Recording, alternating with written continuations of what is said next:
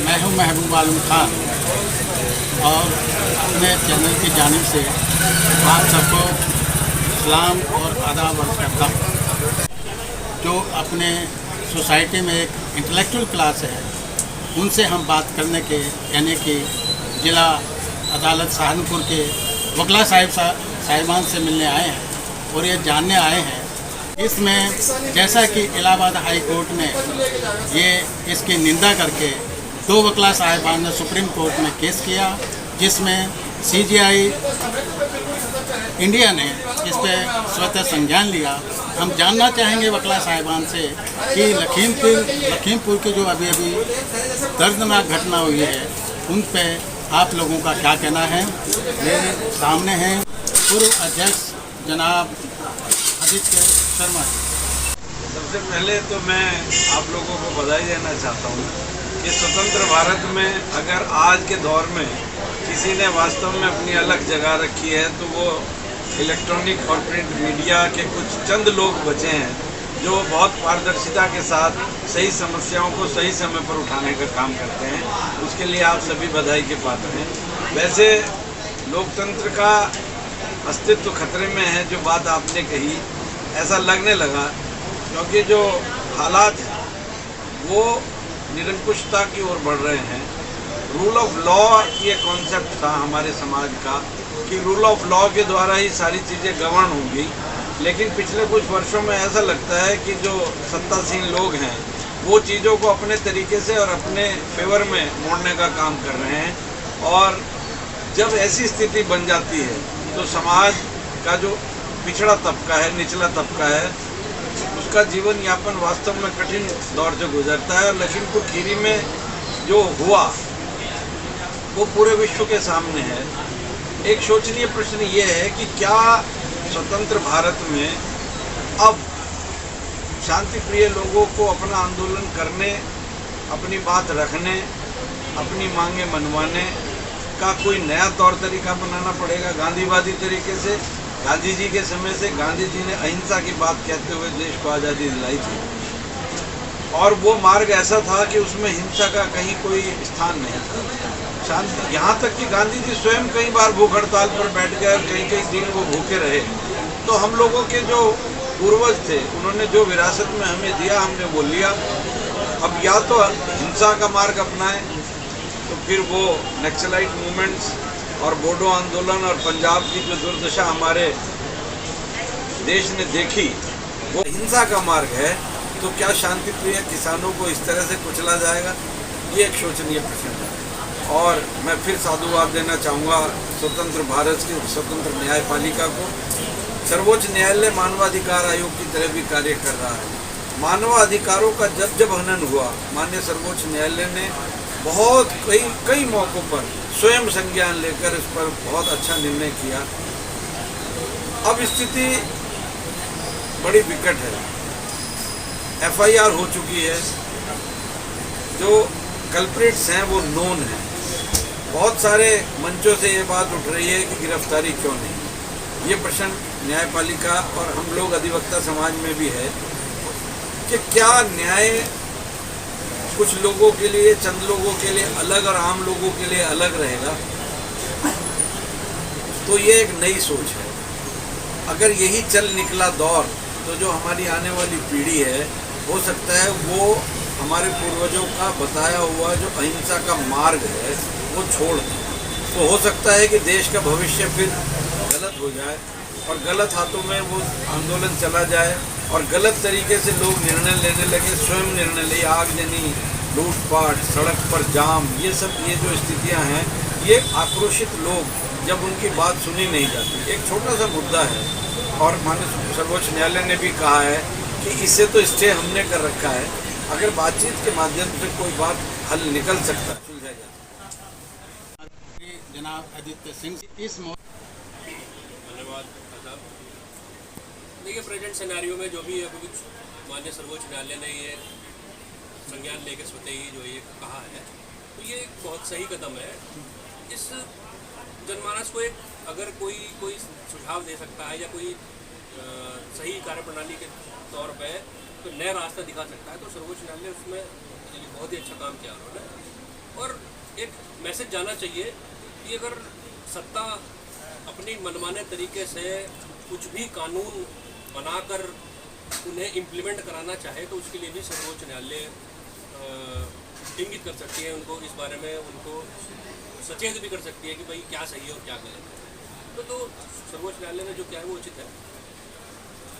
मिलती है, इसलिए हमने ये आप इनके कि आपका इस सारे मौजू पे क्या कहना है। अध्यक्ष आदित्य नीरज जी हैं, सेक्रेटरी आदित्य सिंह जी हैं, उन्होंने कुछ कहने के लिए कि ये बहुत दुखद घटना है, ऐसी घटना दोबारा नहीं होनी चाहिए।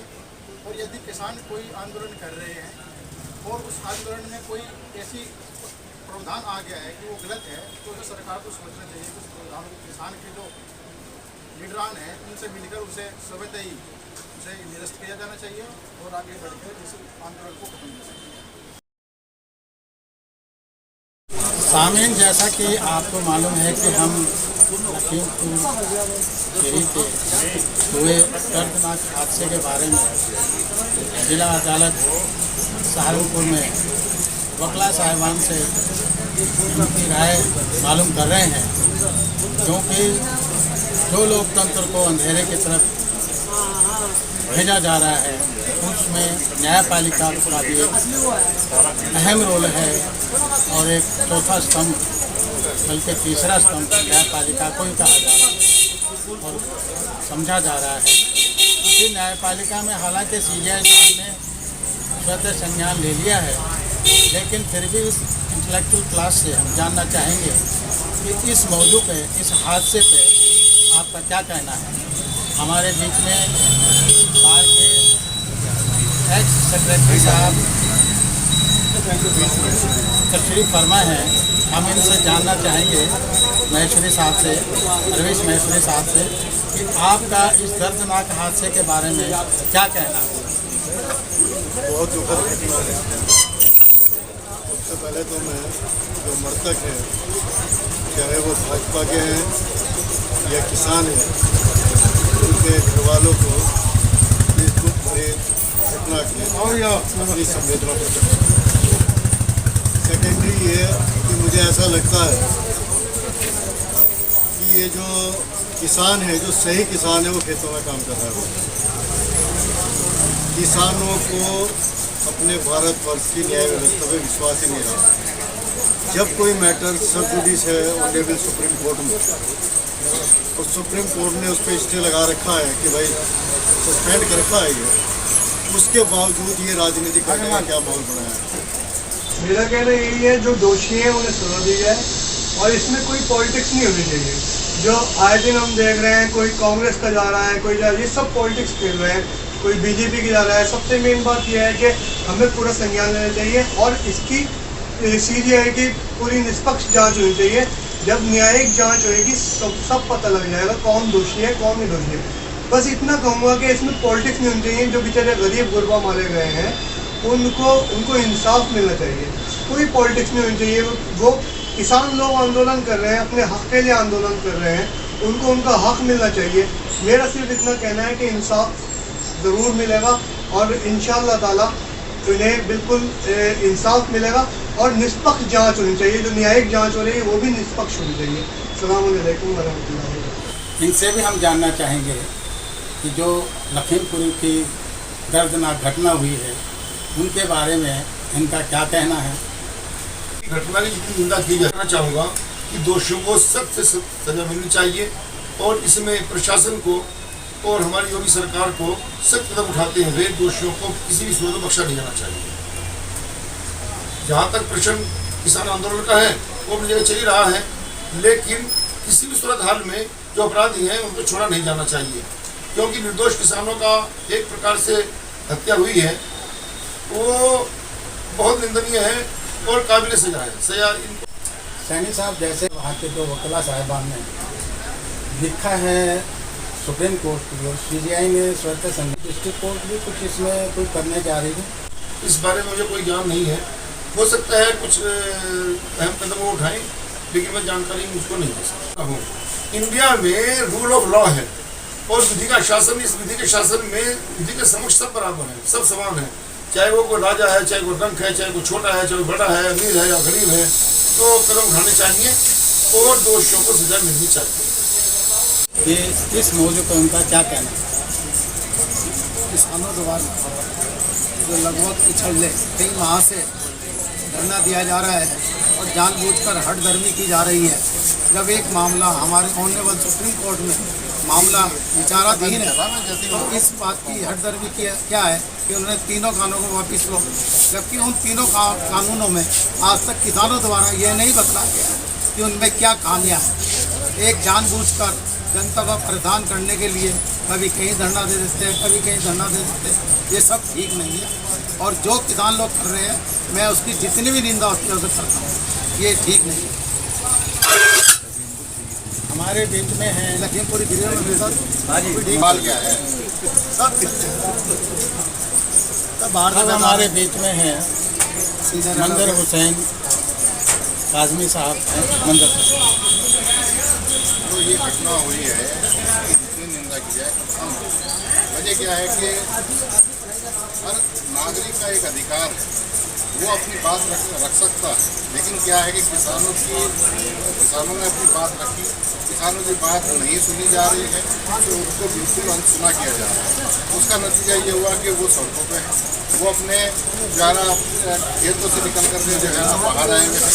जो है ना अगर वो प्रदर्शन नहीं करेंगे वो उनकी मांगे कैसे पूरी?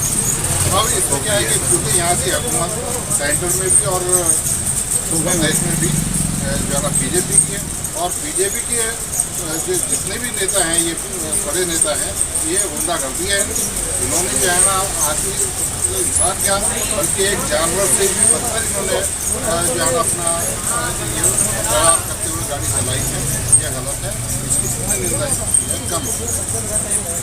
अब हमारे बीच में है जमाल साबरी साहब, एडवोकेट जमाल साबरी साहब।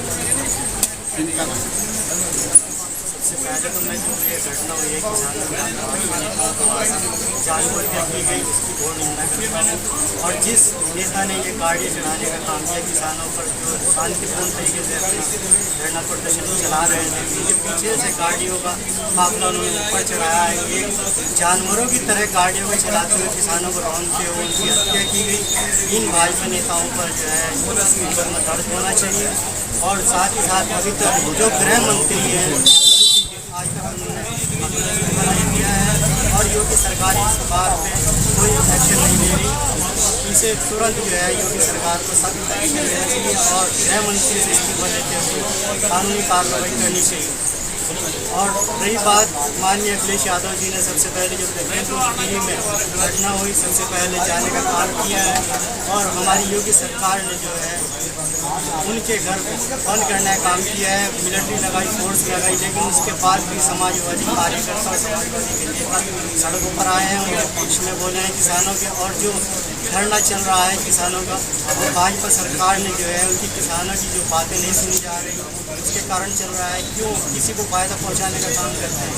लेकिन लोगों में तो आम ये कहा जा रहा है कि हुजूर आते आते बहुत देर कर दी। नहीं, देर नहीं की, उन्होंने सबसे पहले कदम उठाया अखिलेश जी ने।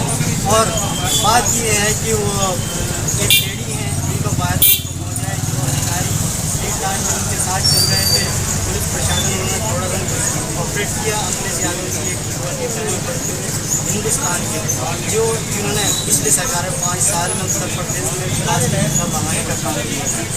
अभी जुबान में लोग विक्टिम भी कह रहे हैं जमाल साहब कहीं ऐसा तो नहीं सरकार के साथ आपकी कुछ सेटिंग हो गई है? नहीं, ऐसी कोई सेटिंग नहीं है। सरकार के साथ समाजवादी हमेशा गरीबों के साथ खड़ी है, किसानों के साथ खड़ी है, मजदूरों के साथ खड़ी है, उनके विकास के लिए काम करने का काम करते हैं। सिलेक्टिव तो आपकी सरकार की होगी वहाँ पर।